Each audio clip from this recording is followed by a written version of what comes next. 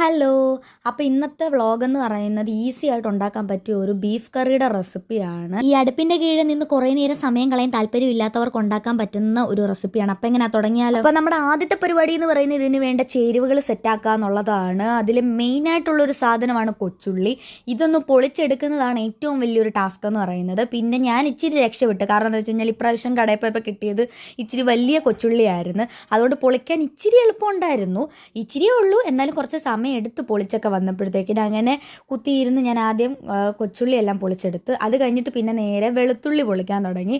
ഞാൻ കുറേ നേരമായിട്ടും പൊളിച്ച് കഴിയാഞ്ഞപ്പോഴത്തേക്കിന് അതിൻ്റെ ഇടയിൽ കൂടെ അമ്മയും വന്ന് സഹായിക്കാൻ വേണ്ടിയിട്ട്. എന്നെ എന്തൊക്കെയോ ചീത്തയും പറഞ്ഞുകൊണ്ടാണ് അമ്മ എൻ്റെ കൂടെ നിന്ന് ഇത് പൊളിച്ച് തരുന്നത്. അങ്ങനെ അമ്മയും കൂടെ വന്നപ്പോഴത്തേന് പെട്ടെന്ന് അങ്ങ് കഴിഞ്ഞ്. എക്സ്പീരിയൻസ് ഉള്ളവരൊക്കെ വരുമ്പോഴത്തേനും അങ്ങനെയാണല്ലോ, പെട്ടെന്ന് കഴിയും. അങ്ങനെ വെളുത്തുള്ളി സെറ്റായപ്പോഴത്തേനാ ഞാനൊരു സൈഡിൽ ഇഞ്ചി പൊളിച്ചെടുത്ത്. അങ്ങനെ ഇഞ്ചിയും വെളുത്തുള്ളിയും കൊച്ചുള്ളിയും നമ്മൾ നീണ്ട പരിശ്രമത്തിനൊടുവിൽ റെഡിയാക്കി എടുത്തിട്ടുണ്ട്. എന്നിട്ടാണെന്നുണ്ടെങ്കിൽ നമ്മൾ നേരെ നമ്മുടെ പ്രിപ്പറേഷനിലോട്ട് കിടക്കാം. അങ്ങനെ കുക്കർ വെച്ചു. ചൂടായപ്പോഴത്തേക്കിനും എണ്ണ ഒഴിച്ചു കൊടുത്തു.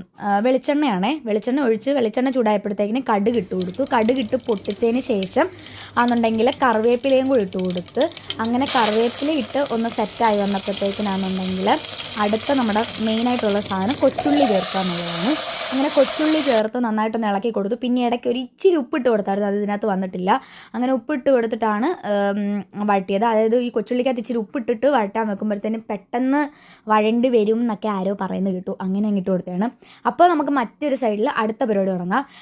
എന്താണ്, ഇടികല്ലെടുക്കുക നമ്മുടെ ആയുധം. എന്നിട്ടാണെന്നുണ്ടെങ്കിൽ കുരുമുളക് നന്നായിട്ട് അങ്ങോട്ട് ഇടിച്ച് പൊടിച്ചങ്ങോട്ട് എടുക്കണം. ഞാൻ നേരത്തെ വീഡിയോസിലൊക്കെ പറഞ്ഞിട്ടുണ്ട്, കൂടുതൽ ഇവിടെ ചതക്കൽ പരിപാടികളാണ്, അതെല്ലാം ഇതിനകത്താണ് ചെയ്യുന്നത്. അപ്പോൾ എന്നിട്ട് കുരുമുളക് ഇടിച്ച് കഴിഞ്ഞിട്ടാണെന്നുണ്ടെങ്കിൽ ഇഞ്ചിയും വെളുത്തുള്ളിയും കൂടി ഇട്ട് നന്നായിട്ട് ചതച്ച് എടുക്കണം. അപ്പോൾ ഇഞ്ചി വെളുത്തുള്ളി കുരുമുളകും കൂടി ഇങ്ങനെ ചതച്ചെടുക്കുമ്പോഴത്തേന് ഏകദേശം ഈ ഒരു പരുവത്തിലൊക്കെ കിട്ടും. എന്നിട്ട് അത് നമ്മൾ നേരെ ഒരു പാത്രത്തിലോട്ട് മാറ്റി അങ്ങ് വെക്കണം. ചുമ്മാ ഒരു അലങ്കാരത്തിന്.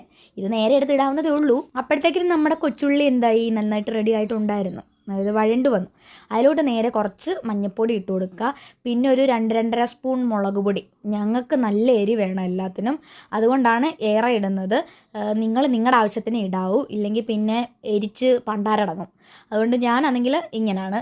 എന്നിട്ട് പിന്നെ കുറച്ച് മല്ലിപ്പൊടിയും കൂടി ഇട്ട് കൊടുക്കുക. എന്നിട്ട് ഇതെല്ലാം കൂടെ നന്നായിട്ട് മിക്സ് ചെയ്തതിന് ശേഷമാണെന്നുണ്ടെങ്കിൽ നമ്മുടെ മസാല ഇട്ട് കൊടുക്കുക. നമ്മൾ പൊടിച്ച് വെച്ചിരിക്കുന്ന മസാലയാണ്, അപ്പോൾ ആ മസാലയും കൂടി ഇട്ട് കൊടുക്കണം.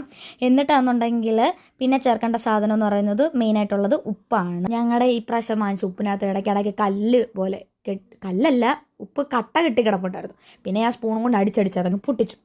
അതിൻ്റെ ആവശ്യമൊന്നുമില്ല, അത് അലുക്കുന്ന സാധനമാണല്ലോ.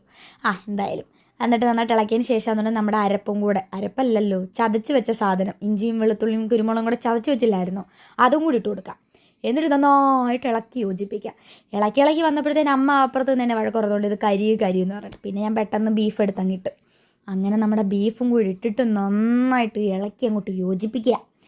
ഇത്രേ ഉള്ളൂ നമ്മുടെ പരിപാടി. ഏകദേശം കഴിഞ്ഞു. നന്നായിട്ട് ഇളക്കി യോജിപ്പിക്കണം. എല്ലായിടവും നമ്മുടെ ആ ഒരു അരപ്പ് പിടിക്കണം.